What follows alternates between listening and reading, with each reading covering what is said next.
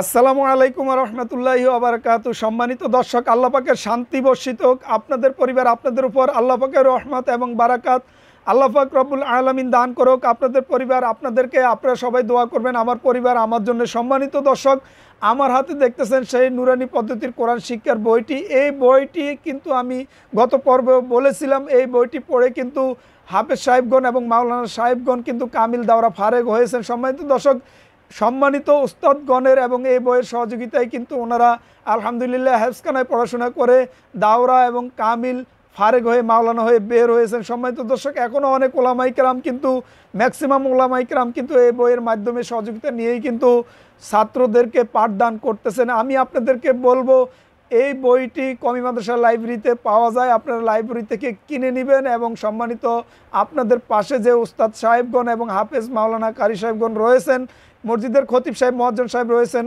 ওনাদের কাছ থেকে আপনারা অবশ্যই কোরআনুল কারিমকে শিখে নেবেন। এই জন্যই কোরআনুল কারিম যদি না শিখেন আপনার নামাজ সুন্দর হবে না, শুদ্ধ হবে না। নামাজ শুদ্ধ না হলে, কোরআনুল কারিম শুদ্ধ না হলে আপনি কিন্তু কখনোই আল্লাহ পাকের জান্নাতে যেতে পারবেন না, গুনাহমুক্ত হতে পারবেন না।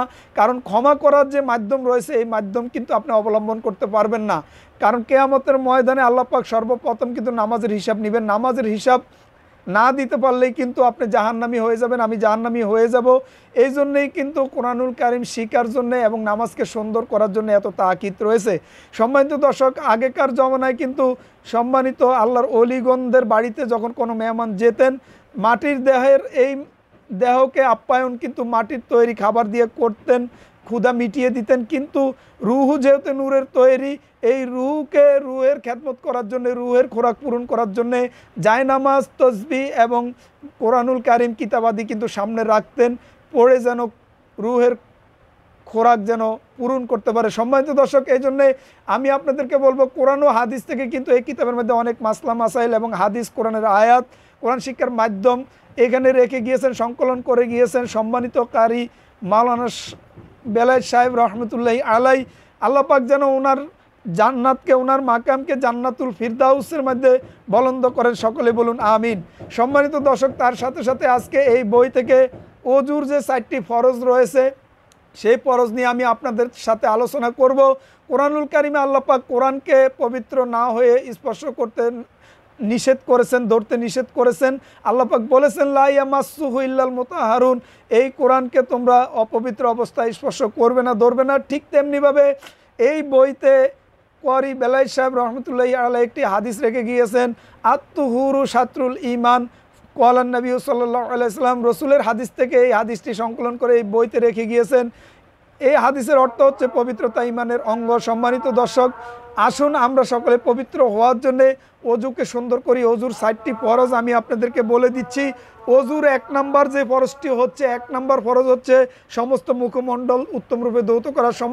সম্মানিত দর্শক, মুখমণ্ডল হচ্ছে চুলের অগ্রভাগ থেকে এই থুতুনির নিচে, আমার যে দাড়ি দেখতেছেন, এই দাড়ির এই জামির নিচের অংশকে থুতুনির নিচ বলা হয়।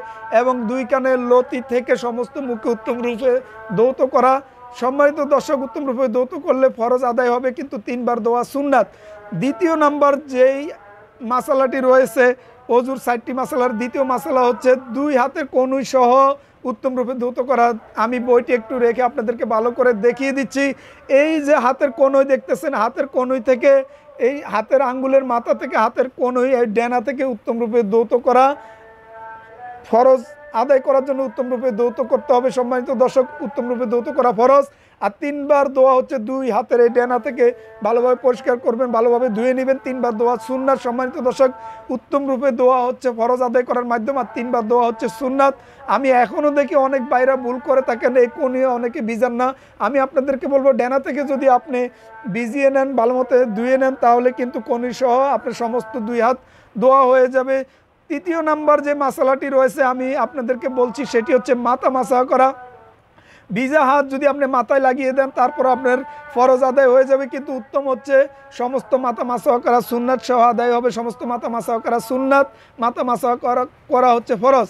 এরপর আপনি ঘাড় এবং কানের লতি মাসা, গর্দান মাসা করবেন, এগুলো হচ্ছে সুন্নাত। সম্মানিত দর্শক, চতুর্থ নাম্বার হচ্ছে 2 পায়ের টাকনু সহ দোয়া। 2 পাও আমি আপনাদেরকে, যদি পা উঠাতে পারবো না ক্ষমা করে দিবেন, ক্ষমা দৃষ্টি দেখবেন। সম্মানিত দর্শক, 2 পাও ধরে নেন যে এই হাতটাকে অনুভবের মাধ্যমে ধরে নেন যে পায়ের এই যে হাতের আঙ্গুলের এখানে ধরে নেন পায়ের আঙ্গুলের উপরেই এইখানে যে টাকনু গিরা রয়েছে, পায়ের এই গিরা হচ্ছে টাকনু গিরা, এই গিরা, আর এটা হচ্ছে ধরে নেন যে হাঁটুর গিরা, হাতের কোনোটা ধরেন হাতের গিরা, এই কোনোটা যদি পায়ের গিরা ধরেন, পায়ের হাঁটুর গিরা ধরেন, আর এই হাতের কবজিকে যদি পায়ের গিরা ধরেন, তাহলে আপনি মাঝখান থেকে যেটা নেস পোশাকের নেসের আওতায় রয়েছেন, এই মাঝখান থেকে যদি আপনি এই নিচ পর্যন্ত পায়ের তালু এবং হাতের আঙ্গুলি, এই টাকনুর উপরের গিরা এবং মাঝখান থেকে যদি কোনো নিচে